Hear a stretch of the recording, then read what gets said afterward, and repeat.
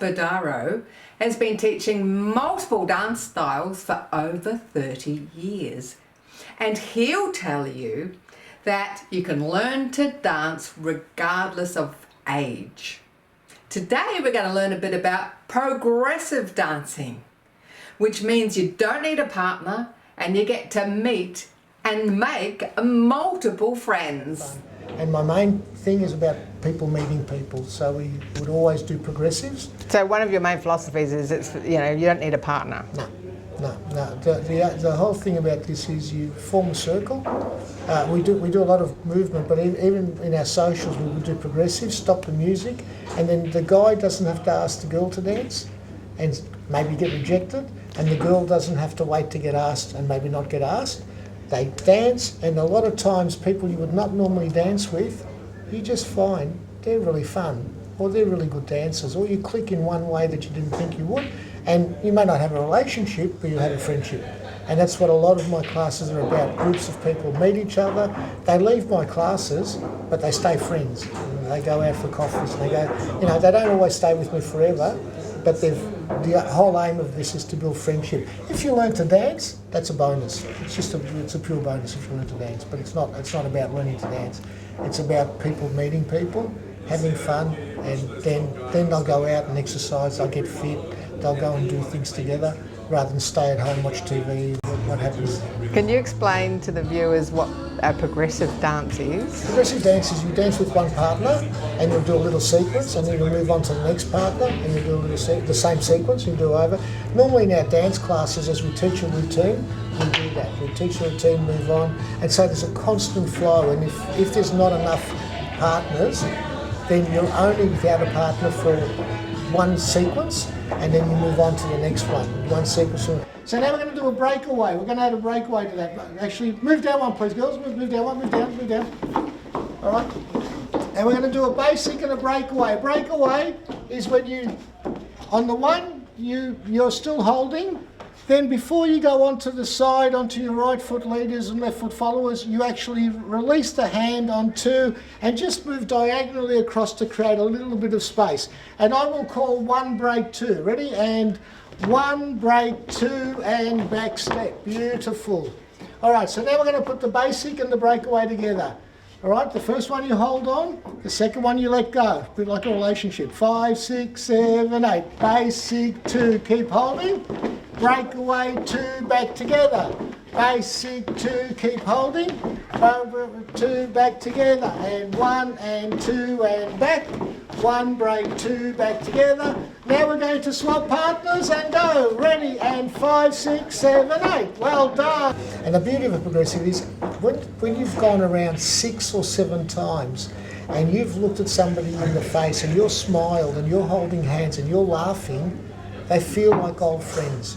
And so then when they ask you to dance or you get asked to dance, you feel like you know them. And you'll have an idea of how comfortable you feel with them, and then you'll dance socially. And that's really the aim of it, is that people can learn to dance, but more that they just create friendships. That's really amazing. So is a progressive dance actually a form of rock and roll? No, that's only how we teach it.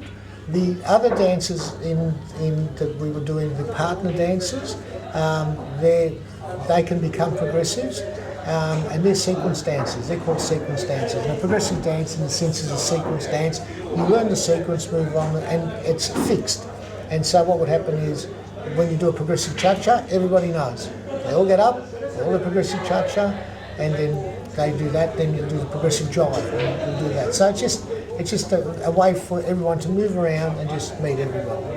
Basic, two, into the centre. 1, 2, and return. 1, 2, pistol grip. 1, 2, and stop there. Oh, and they said it couldn't be done. Okay, move around one, please. Move around one.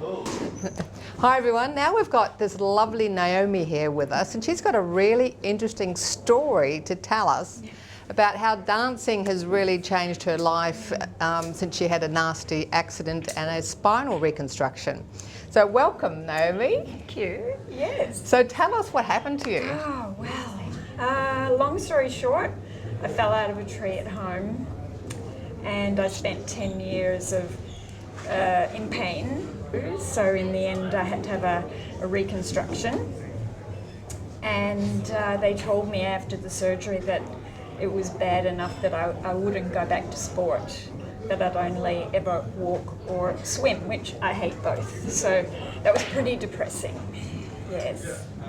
And that was the beginning of the journey to dancing. So how did you get into dancing after being told that? Well, I always wanted to dance, and I tried a few different things for rehab, and none of them appealed to me. And then one day I saw a little ad in the paper, and I braced myself and I went along and sat on the sidelines and watched. But they were so welcoming, and the music was so stirring, and it was so much fun, and they were so social that I actually joined in, and that was the beginning. So it's exhilarating. So how old do you think you're going to dance till now? Forever. Forever? Yes. Yes. So when we meet again on your 100th birthday, Yes. we'll have a little dance together, okay? I hope. Yes. Yes. So what would you say to anybody, maybe they've had an injury themselves, or maybe they haven't danced before like yourself, what would you say to them about thinking about dancing? I think that they should look at it from a rehabilitation perspective. If they're worried about making a geek of themselves out there, they're doing it for their health. They're doing it for their balance and their posture. As you get older, your balance is not as good. So they're actually doing it as part of their recovery program. And once they get in there and that music plays and people ask them to dance and join in, and they'll lose all their inhibitions and they'll love it, even if they've got 2 left feet. Well, there you go, everybody. It's time for us to keep dancing till we're 100, and we're going to be with Naomi when it happens. I hope so. Well, now we've got Alan with us, and he's your mucho man, and he was playing football and cricket, and then all of a sudden in his 50s he found himself divorced and single. And then tell us the rest of the story, Alan. Well, I also thought it was a good thing to do. I took up boxing first. For about 3 years I did professional boxing. When I was 51, I was looking for something to do other than, I couldn't fight anymore. So I went to a hotel with a friend, and we went and saw, I didn't know there was going to be a band on, of course, but there was. Had a look at all these people having a good time, and they were all smiling and they were all laughing, and I thought, gee, this looks all right.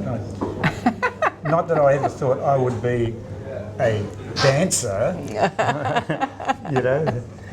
And so I had a look at it for a while, and I thought, oh, maybe I'll come back next week and have another look. So I did, and in between that time I met some people there, and that was a wonderful thing about actual the rock and roll scene and everything like that, swing, whatever you do. But everyone wants to be your friend. They're all happy, and I thought, this is what I want to do. I finished up going for a lesson, my first lesson.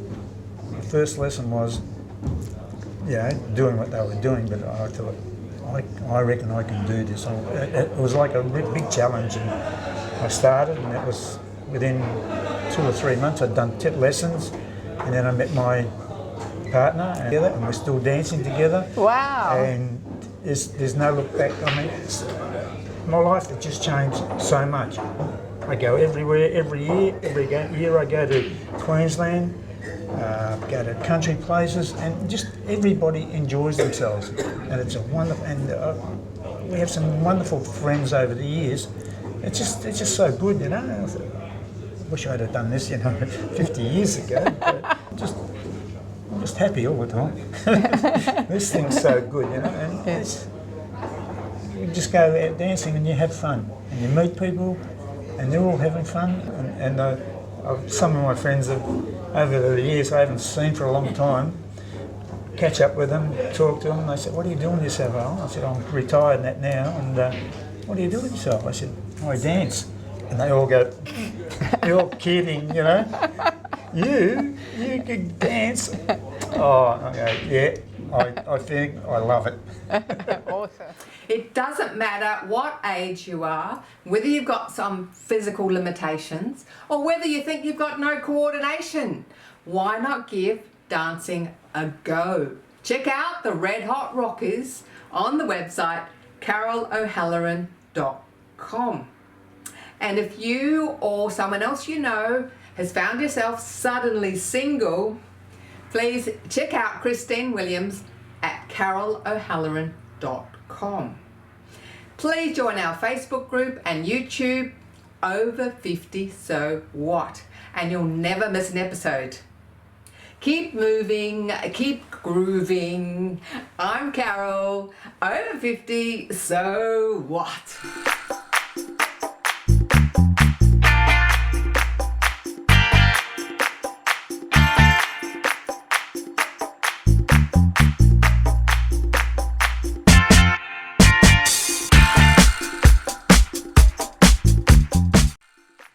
Thanks for watching our TV show. Be sure to hit subscribe and then you'll never miss an episode. Jump on Facebook, join our group, get in on the fun, fitness, wellness and inspiration. I'm Carol, over 50, so what?